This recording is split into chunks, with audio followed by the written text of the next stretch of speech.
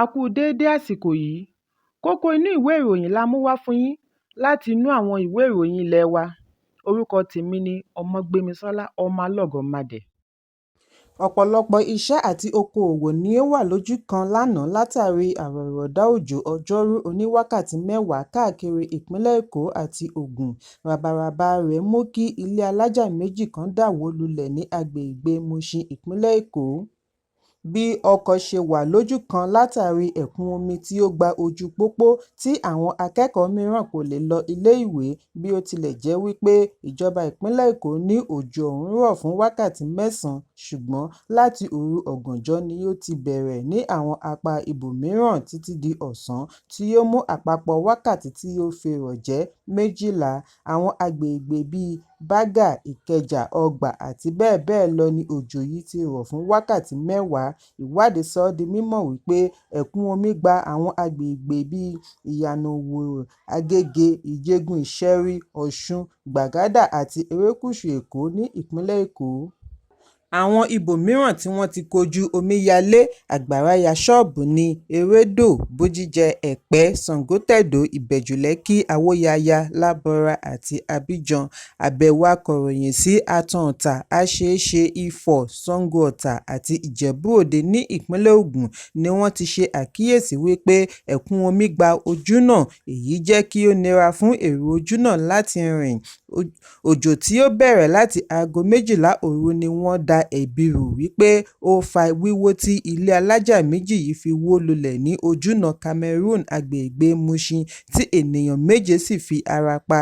Permanent Secretary fún àjọ alámòjútó ìṣẹ̀lẹ̀ pàjáwìrì ní ìpínlẹ̀ Èkó, Lásẹ́mà Olúfẹ́mi Ọ̀kẹ́ Ọ̀sányìntólú ṣàlàyé wípé láàyè ni wọ́n dóòlà ẹ̀mí àwọn tí wọ́n há sínú ìjàmbá ilé wíwó. Àwọn wọ̀nyí jẹ́ obìnrin 3, ọkùnrin 4. Lójú ẹsẹ̀ ni wọ́n gbé wọn dìgbàdìgbà lọ ilé ìwòsàn fún ìtọ́jú. Fún ìdí èyí ni ọ̀gá Lásẹ́mà ṣe wá rọ àwọn olùgbé ìpínlẹ̀ Èkó kí wọ́n ṣe sùúrù kí wọ́n sì fagilé ìrìnàjò tí kò bá jẹ́ dandan. Bákan náà ni wọ́n rọ àwọn akẹ́kọ̀ọ́ tí wọ́n ń ṣe ìdánwò lọ́wọ́lọ́wọ́ kí wọ́n ṣe sùúrù sílé kí ojúnà fi ṣe é rìn. Ẹ̀kúnrẹ́rẹ́ ìròyìn yìí wà nínú ìwé ìròyìn Punch tó jáde lónìí. Àwọn afurasí adàlúrú tí wọ́n jí adájọ́bìnrin pẹ̀lú ọmọ rẹ̀ 4 gbé ní ìpínlẹ̀ Kaduna ti ń béèrè fún $300 mílíọ̀nù lẹ́yìn tí wọ́n ṣekú pa ọmọkùnrin rẹ̀ àgbà. Adájọ́ yìí pẹ̀lú àwọn ọmọkùnrin rẹ̀ ni a gbọ́ wípé wọ́n jí gbé ní ilé rẹ̀ tí ó wà ní agbègbè Mahuta, ìpínlẹ̀ Kaduna ní ọjọ́ 23 oṣù kẹfà. Àwọn ajínigbé tí wọ́n tó 15 yìí ya wọ ilé adájọ́ lálẹ́ nígbà tí ọkọ rẹ̀ tí í ṣe dókítà oníṣègùn òyìnbó wà lẹ́nu iṣẹ́.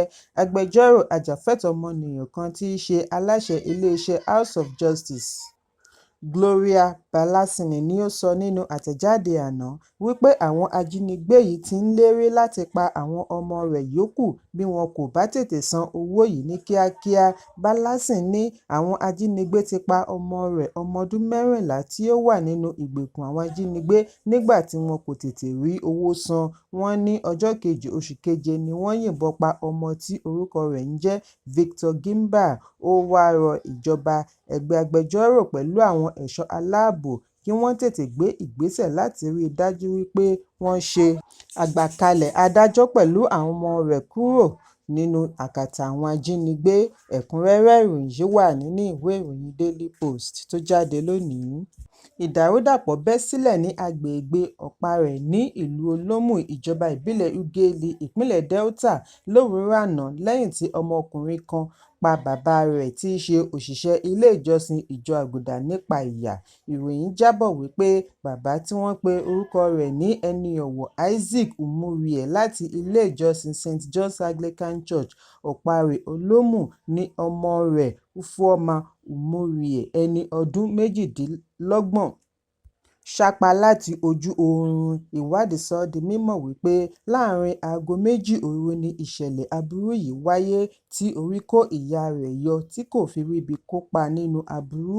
Wọ́n ní afurasí yìí fẹ́ ṣá ìyá rẹ̀ náà níbi ó ti ń gbìyànjú àti dóòlà ọkọ rẹ̀, ṣùgbọ́n ó ríbi tètè fẹsẹ̀ fẹ́ ẹ. Ufuoma tí ó ti wà ní àtìmọ́lé ọlọ́pàá báyìí ni a gbọ́ wípé ó fi àdá ṣá bàbá rẹ̀ lágbárí àti ẹ̀yà ara lójú oorun kí àwọn ará ìjọ tó rí ààyè wọ ilé, bí ó tilẹ̀ jẹ́ wípé ẹnikẹ́ni kò tí ì lè fìdí abájọ múlẹ̀, ṣùgbọ́n àwọn kan sọ wípé Ufuoma ní àrùn ọpọlọ.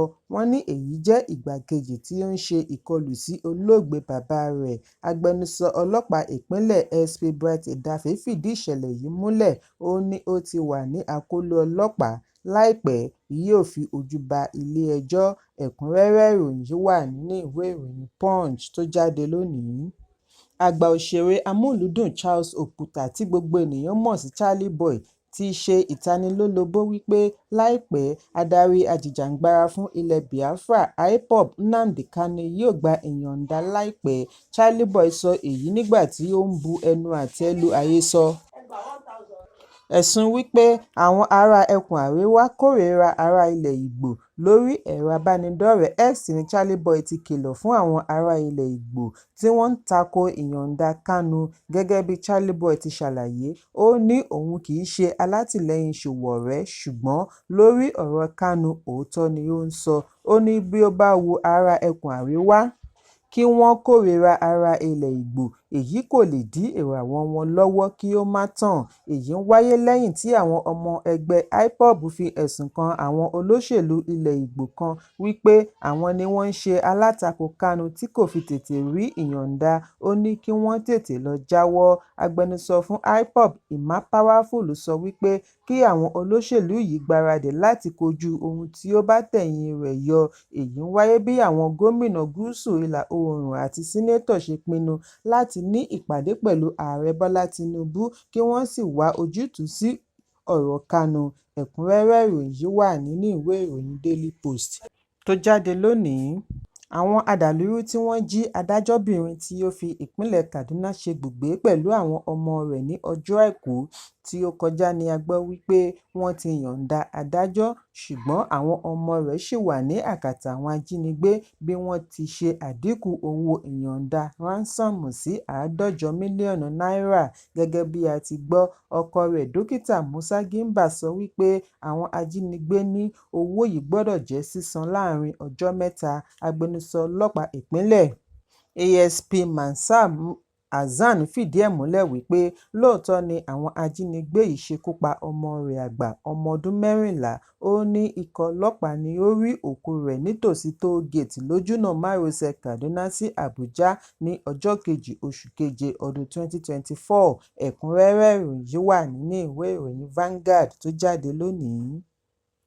Kókó inú ìwé ìròyìn tòní kò ní jù báyìí lọ. Ẹ pàdé mi lọ́la fún àkọ́tún ìròyìn.